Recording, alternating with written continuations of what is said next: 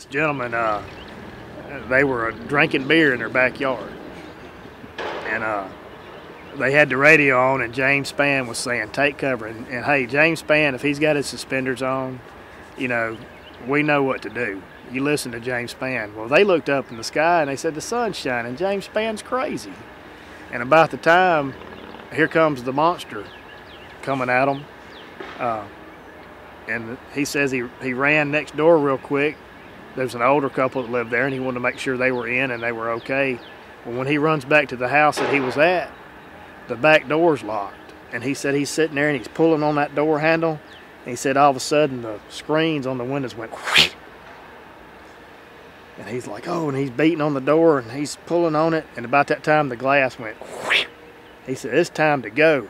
And then he ran across the yard to his house. And there was already two people in his house, and they were in the bathtub. And he jumps on top of them in the bathtub. And he says his 90-pound lab comes walking up. And about that time, he had a 2-story house. His roof and his second floor was gone. And said that dog started lifting. He grabbed that dog by his front paws.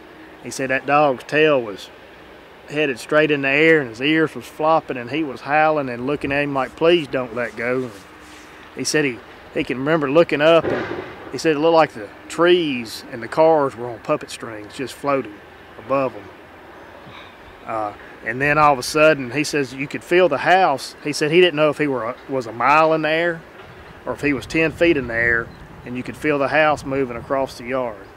And then all of a sudden in Forest Lake, you have these huge pine trees.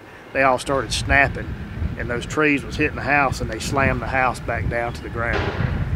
But they all lived. Like I said, I don't know how true the story is. Like I said, they started the story by I was drinking beer in the backyard, but it was a good story anyways.